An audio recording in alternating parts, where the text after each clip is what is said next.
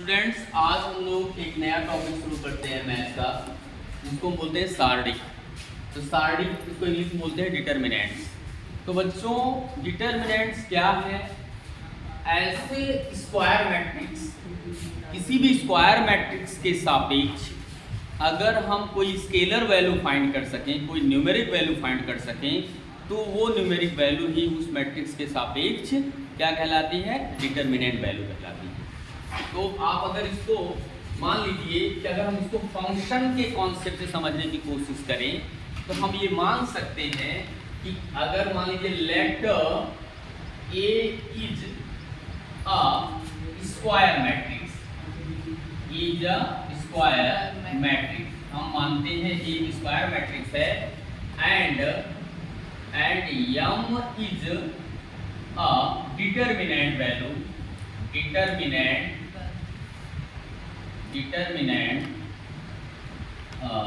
corresponding to a with respect to matrix A, matrix या ऐसे भी लिख सकते हो of matrix A, of matrix A, ऐसे भी लिख सकते हैं हम।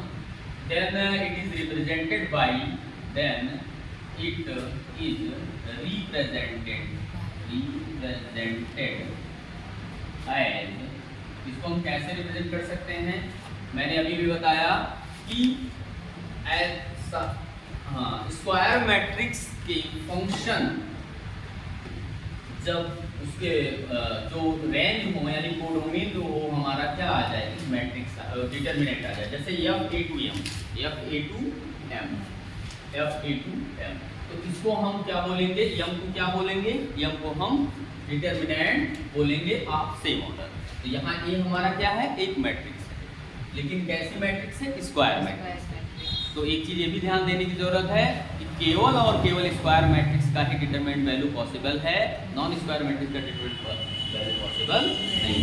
तो कहने का सेंस ये है, किसी भी स्क्वायर मैट्रिक्स के रिस्पेक्ट में के सापेक्ष अगर कोई हम स्केलर वैल्यू दे पाएं, तो वही स्केलर वैल्यू या न्यूमेरिक वैल्यू ही हमारा क्या होता है?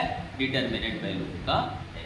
जैसे कि अगर इसका रिप्रेजेंटेशन हम लें, तो हम मान लीजिए कि हमारा एक मैट्रिक्स है जो कि स्क्वायर मैट्रिक्स है, और ये आपका हमारा मान लीजिए आपका A11, A12, A13, A21, A22, A23 और A31, A32, A33, ये हमारी एक मैट्रिक्स है। इसके सापेक्ष या इसके रिस्पेक्ट में हम अगर डिटरमिनेंट वैल्यू निकालें, तो पहले चीज हम सिंबल लेते हैं डिटरमिनेंट की। इसको दो वर्टिकल लाइंस के बीच में हम उस मैट्रिक्स के सिंबल को लिख देते हैं, उसका डिटरमिनेंट होगा। और इसके डिटरमिनेंट को भी हम ऐसे दो वर्टिकल लाइंस के बीच में एलिमेंट्स को लिखते हैं। तो यहाँ पर हमारा क्या हो जाएगा? A11, A12, A13, A21, A22 और A23, A31, A32, A33। तो ये क्या है? ये 3x3 ऑर्डर की है, ये भी 3x3 ऑर्डर की है। तो इस तरह से ये मैट्रिक्स A के रेस्पेक्ट में ये आपका डिटरमिनेंट वैल्यू है। तो इस तरह से हम डिटरमिनेंट वैल्यू को फाइंड कर सकते हैं। तो हम डिटरमिनेंट का एक्सपेंशन कैसे करते हैं, प्रसार कैसे करते हैं? तो ध्यान देने की जरूरत है कि आपको जैसे पता है कि मैट्रिक्स में हमने सीखा है कि जो हॉरिजॉन्टल लाइंस होती हैं, हॉरिजॉन्टल लाइंस में आने वाले एलिमेंट्स रो के एलिमेंट्स कहलाते हैं, और वर्टिकल लाइंस में आने वाले एलिमेंट्स कॉलम के एलिमेंट्स कहलाते हैं।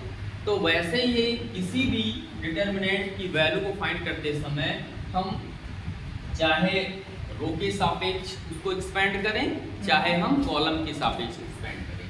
तो जैसे कि मान लीजिए ये हमारा A है, डिटरमिनेंट है, तो डिटरमिनेंट A को हम R1 के रिस्पेक्ट में अगर एक्सपेंड करें, तो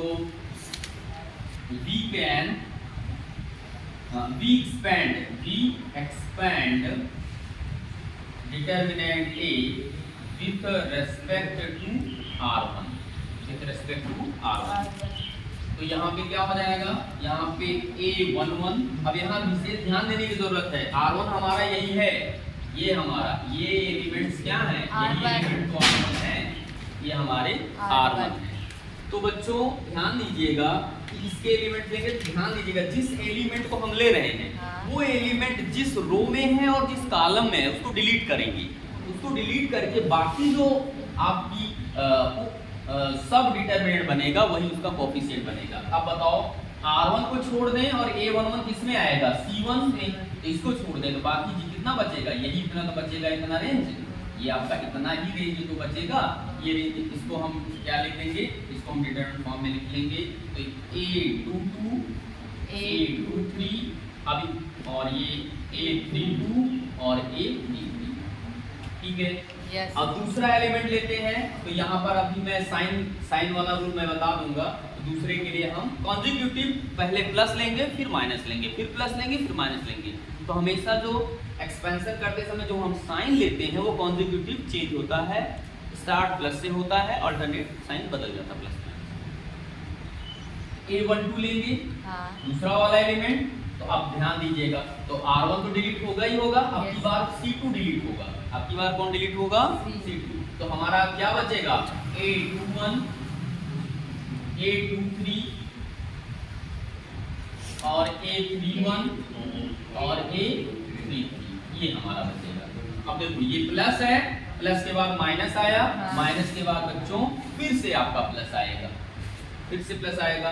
तो अब की बार हम कौन सा एलिमेंट ले रहे हैं, A13 ले रहे हैं, A13। अब आपको पता है A13, तो R1 तो डिलीट होगा ही होगा। अब की बार C3 डिलीट होगा, अब की बार C3 डिलीट होगा क्योंकि A13 किस में आता है, C3 में आता है।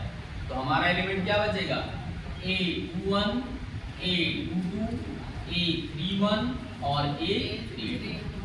इस तरह से अब इनके वैल्यूज कैसे निकालते हैं, इनको डायगोनली मल्टीप्लाई करेंगे, इनको डायगोनली मल्टीप्लाई करेंगे। तो अगर इसको और सिंप्लीफाई करें तो A11, अब इसकी वैल्यू क्या होगी, A22 into A33 minus A32 into A23 और यहाँ पे माइनस A12, यहाँ क्या हो जाएगा A21 इंटू A33 और माइनस A31 इंटू A23 और प्लस A13, यहाँ पे क्या हो जाएगा A21 और इंटू A32 और माइनस A31 और इंटू A2, ये हमारा आ जाएगा। तो ऐसे बच्चों ये तो मैं एक सिंबॉलिक रिप्रेजेंटेशन दे रहा हूँ। जब आपका क्वेश्चन आएगा तो यहाँ इसके प्लेस पर क्या आएगा, नंबर्स आएंगे। तो नंबर्स आएंगे तो आसानी से हम उनको मल्टीप्लाई करके सिंप्लीफाई कर लेंगे। अल्टीमेटली हमारा एक कांस्टेंट रिजल्ट आएगा, एक कांस्टेंट रिजल्ट आएगा, एक कांस्टेंट रिजल्ट आएगा, ठीक है। तो इस तरह से ये हम जो है डिटरमिनेंट को कैसे एक्सपेंड करते हैं, ये तो R1 के रिस्पेक्ट में है, इसी तरह से हम R2 के रिस्पेक्ट में कर सकते हैं, इसी तरह से R3 के रिस्पेक्ट में कर सकते हैं, इसी तरह से हम C1 के रिस्पेक्ट में कर सकते हैं, इसी तरह से C2 और C3 के रिस्पेक्ट में हम कर सकते हैं।